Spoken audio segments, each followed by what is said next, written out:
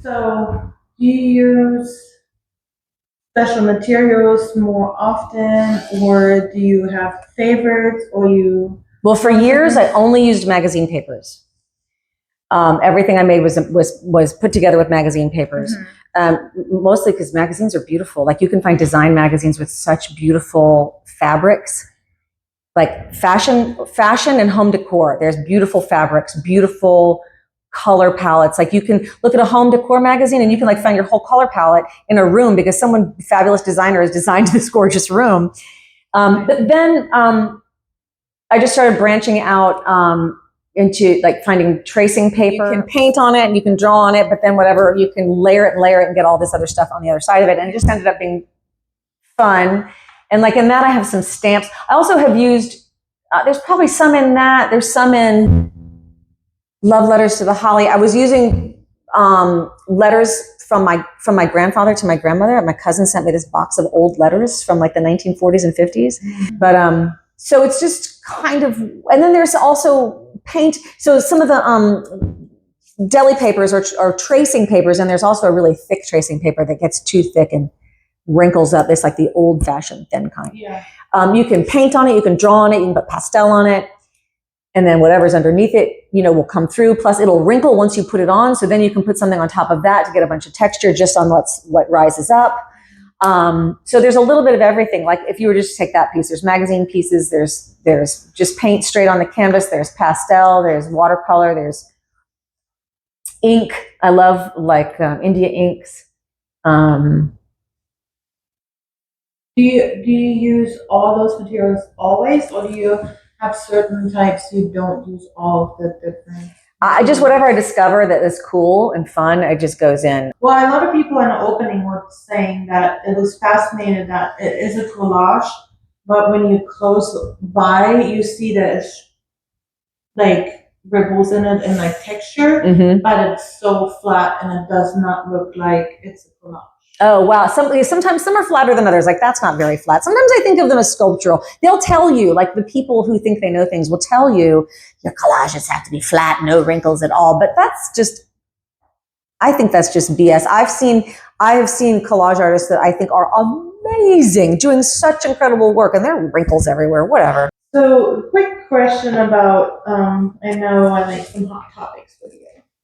About AI. I cannot talk today. AI, yeah, because I mentioned it in my thing, right? That's a hot topic. I rebel against it. Well, I do not pretend to be anything other than a bit of a Luddite. I've always been a little bit of a Luddite. I am not the first person to rush to technology ever. I never have been. It took me forever to get a computer. I was like made fun of by everyone I knew because I didn't get a computer until like last week. I feel like there is this anti-human agenda, and I really think that we humans are pretty cool. Like, we're crappy too, but we're really cool.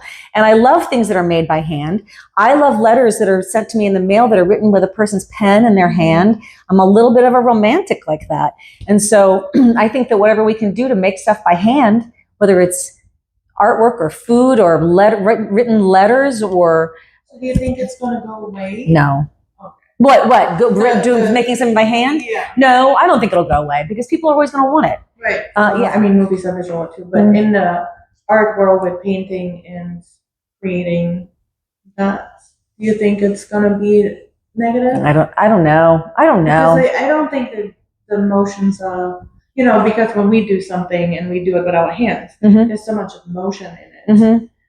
That's why. No, I got an iPad and an Apple Pen a couple of years ago, and I learned how to make all kinds of crazy art with my app. I loved it, and I think that's what led me to the layering, because you can do all this layering on like a Procreate program and I was making all these cool images, and you could see the layering. I honestly think that that's what triggered my brain into doing physical layering with the not deli paper from my job. Interesting. Right. I use the iPad too. Before I start with these questions, can you go a little bit about the name of your show? Okay, so the name of the show, Auguries of Ascension, was given to me by my poet-writer husband. Also this, when I said, please come up with something, like I needed aphorism, and so, he knows my work really well. He sometimes titles my work. Not all of these are titled by him, but some of them are. So Auguries of Ascension. So it's like an omen or a foretelling. And ascension. I think we've all spent the last couple of years and you can kind of feel it around you. People are uncertain, or they don't have a lot of optimism for the future. There's a lot of pessimism. There's a lot of worry for a lot of different reasons. People might even disagree about what's so bad about what's around them. But I can sort of sense a lack of optimism in a lot of people. But I think that we're breaking through it. Like, I think that collectively we're breaking through it. And I think part of this is the magic spell to kind of at least lift me out of it. And so that, and hopefully each of these pieces, wherever they go or whoever sees them, will work as a way to bring them to that too, if they need it. And they may not need it, or they might not know they need it. But I hope that this is work that is a foretelling of us all lifting up coming out of this collective miasma. Is that the word I want to use for that? Carolyn, miasma, funk, right? Malaise, yeah. So that's what that, and that, my husband sees all my pieces. And also birds are often known to be augurs, messengers. So there's a lot of bird activity in my work. And then you have the word freedom. And so with this too, so that goes also, the birds have the freedom. Right. So I love to tell this story about when I was a kid. My mother used to make some of my clothes, and she sent me to kindergarten. It was really high collar. It was very cute, high collared dress, but I was miserable all day. I felt like I was choking. I felt like I was in a prison, and I couldn't wait to get home, and I had a fit until I could get the dress off. And she's like, I knew never to make you or wear you anything that was a high collar. And I really think I've kind of been kicking free ever since. And that's why I've just spent my life making stuff instead of having jobs that give me health insurance and 401ks. So it's a different kind of freedom, I guess. But do you have like a particular piece where it's more pulled out of with the word of the freedom and the seeking of the freedom? I saw that question earlier, and I was thinking about that. And I think maybe it's Hulda, probably because Hulda surprised me. And I think part of the feeling of freedom is being able to just give yourself to something and see what happens, without planning it, without holding on to it, right? So I'm not a person who does abstracts very, very much. I never used to be. And I had told myself, I'm going to do this purely abstract piece. There's not going to be anything there's not going to be any face in it, because I'm obsessed with faces. I'm not going to do that.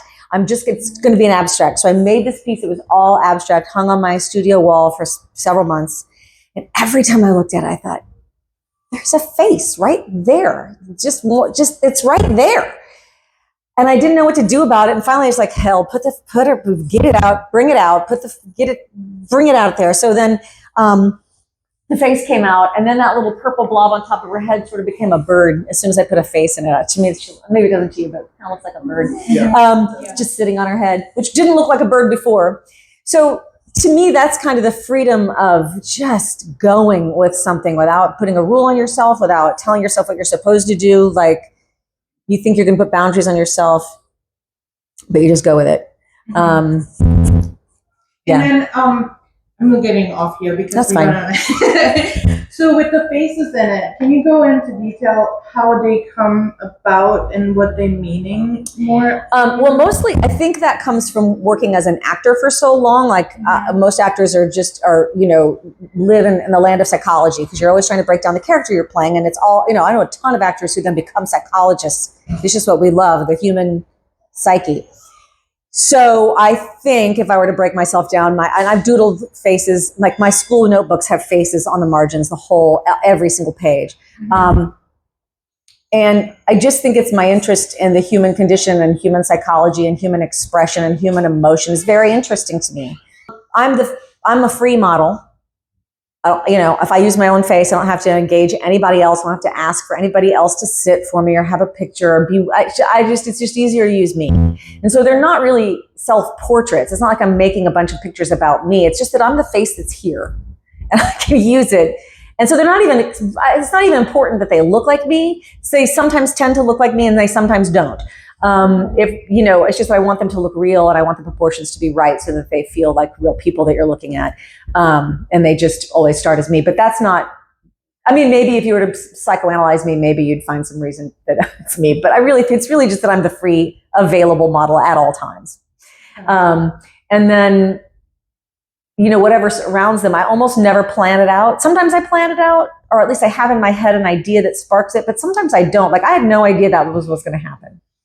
I knew that I'd have this face, I had the composition that she would be looking in that direction toward light in that corner. But everything else that happened, the birds, the little pieces of light, the little lamps, that flowers, I did not know that was happening until stuff started hitting canvas. So you don't have a character, because all of them have kind of like, it's not play a character, but they show a caricature. Is that kind of like, or the emotions? It's more like the emotions they show. Well, I right? think. So do you have something in mind when you start, or no? Not usually. Okay. No, it's usually mostly the expression or the emotion comes out as I'm making it. Mostly it's that I think, well, what angle should the face be at for this to be an interesting composition first? And then the rest comes. And, you can change an expression with the teensiest line. Like, you can change an expression with like just moving something, even on the face that big, like this small. Right. And suddenly she looks bemused, or suddenly she looks, I don't know, joyful, or suddenly she looks blank. You just never know. So does the color play some role with the color? Emotion? You have pretty much the same color. I think that's my grandmother. Like deeper, and then this is more joyful, and you can kind of see that, and that's the pink is more like calming, and she looks serene. Serene. Yeah. Which one? The pink one? Yeah. Ophelia looks serene. Yeah. And she looks to you also serene, is what you're saying? I was looking at her. I cannot see Ophelia. Ophelia's behind you. Yeah. No, this looks like really, like, for me, warm, happy, very, like, loving. Mm-hmm. And then this one is deep soft. So over here. Right. So yeah. Does that play a role in how you breathe? Or no? Probably. I mean, it's not conscious. Like, I don't say to myself, okay, I'm going to use these colors and come up with this mood. I think they just happen, and then that's the mood that happens. Because I just think, oh, these colors would look pretty together. Oh, I need more contrast. And then suddenly then the mood comes out. And then, there's this, like if you're doing film editing, film is very different from theater. And in theater, it is it's an actor's medium, right? You're on a stage and everything I do is into my control. But when you're doing film, the editor has all the control. Like you can take a picture of me looking completely blank, no expression. But then you cut to something else. If you cut to something horrifying, like a murder, then it looks like, then you can decide what my response is but then you cut to something that's hilarious and you have a different idea of what I'm doing. And you can be the same me, but cutting to something else will change how you feel about my expression. So I think that a lot of what happens here is, on the viewer to, it might strike you differently than it strikes Steve, because you're bringing your own thing to it, or. Does it make sense? How the film background makes. Yeah. I don't think about it. It's not conscious while I'm creating, but I think when I reflect, yeah. So does that play a big role with you when you have, like, you said you don't do it consciously, but is it like, because you have the background in film, and then you're also with a writer, and then you do your art, like, do you do consciously some parts of a painting? With that in the background? I think I really think it's such an improvisation, and that all of that just feeds into it. Like, it just informs it because I've spent so much time doing that. And you can't put a figure or a face on a canvas without story being told. Like, you just can't do it. Like, I don't have to come up with a story. If I just put a face on a canvas, I put a figure, a dog, any kind of breathing sentient creature that goes on the canvas, if you're looking at it, you already have a story going. I don't have to tell you what the story is. You already have it. Oh, I see. You know what I'm saying? Everybody makes their own story. Right, because you can't we can't live without story. It's in our psychology. Mm-hmm. Everything, every religion, it all lives in story. Everything, we're obsessed with story. We have to have story to live. It's part of who we are. So even if you just put a flower, it's already, you've got a story going. I think we tell our own stories about what we're looking at. If you're an artist, so that's a good question then. So if you're an artist and you see something and you want to tell a story, because a lot of people do want to tell a really big story with their art. Mm-hmm. and then they sometimes get stuck with it, or like, so do you think newer artists then, should they be more just start painting and without having a story? I don't Because know. I don't know. I mean, I think you should just start doing it and see what comes out. If you're new, you should just do it and don't put yourself through any kind of mental gymnastics. Like, just do it. And then it'll come to you what it is you're doing. Like, I don't know what I'm doing until I'm done. Like, when I put all these pieces together, I was like, oh, I just, now I see what I'm doing. Like, I realize that so much of what I want to do is lean into like something joyful and uplifting and beautiful to uplift the spirit and inspire people, even if it just inspires you to do anything joyful, if it inspires you to pick up a paintbrush or whatever. And when I made my feature film, it was such a lonely, weird, I mean, I had people helping me, but it's just such an arduous task to put a film together. And then my husband ran into this actress on a film shoot who I know. She's an acquaintance. I don't know her well, but I know her in a friendly way. And she said something to him. She goes, oh, your wife is such an inspiration to us. I was like, what? What do you mean? Because I finished it. Right. And I did it. So you don't know how you're inspiring people to do something or to just aspire themselves. You don't know what it is that you're doing, but hopefully what I'm doing is inspiring people to do something lovely and joyful. I hope. Yeah. Oh, I think so. Oh, good. I'm inspired by your work, and I know Steve is. Yeah. He was talking about it. Oh, you're sweet. I like very uplifting. Her art is very colorful and bright and joyful. And I do normally like that in my house too, but with that something that's that melancholy. Is that how? Melancholy. Mm-hmm. Yeah, and like that, it's so beautiful. Well, listen, you see this, yeah. And like sometimes. And I don't know if sometimes it inspires you in a certain way, yeah. I want to take Dan around to look at stuff, but I want to make sure we don't miss anything. Oh, yeah, well, do you have questions about? Yeah, okay, so one of my favorite things about collaging is just the blending. So as far as like the background stuff, do you plan out how you blend everything? No. Or there's almost no planning at all. Yeah. Almost no planning. A lot of it is improvisation. Like sometimes I'll do, the good thing about like layering is so like you can always just layer again. You don't like it? Just put another layer on top of it until you get to like it. Doesn't like you can peel it up, but it's not necessary really. And sometimes you might peel it up and like the way it looks. Like you might find it putting stuff on, peeling it away and having that degraded look is what you love. I know a guy who does a lot of that in collage. He puts it down and peels it back up. I just put something on top of it. Yeah. And so do you, go ahead. So is this ink here? I think I told you I love the ink. Yes, this is ink. And like you see this purple splotch right there, like above the green stamps, there's a purple splotch. Like under her chin. Yeah, under her chin, right where those green stamps go, like there's a purple, yes. So one thing I love doing is finding these dropper India inks. And you can drop them on, and then when you spray them with water, so some colors do it better than others, it does what's happening there, which I love. It gives this, so it's really just comes from playing. And ink is hard on canvas because it won't stay. You got to spray it with some kind of fixative before you move on, because then it'll smear and because it won't. On paper on paper it's different because the paper will grab hold of it. And then it's going to stay that way. But on canvas won't hold on to it. So if you do put things like ink on a canvas, you got to spray the crap out of it first before you move on. Wait.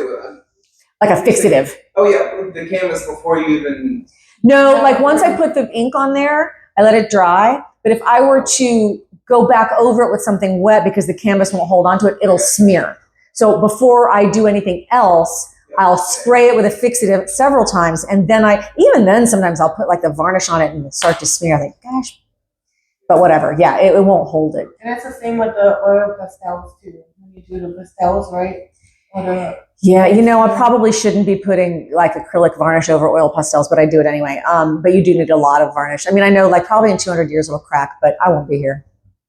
Whatever. Then it's layers, and then it gives a nice. Then it has its own, right? Its own story, right? Right. Exactly. Yeah. But no, what I'm saying, that one you have to fix too, because that will smear too if you use it. Yeah. Well, the ones I use are pretty hard. They're not super smeary. I don't know.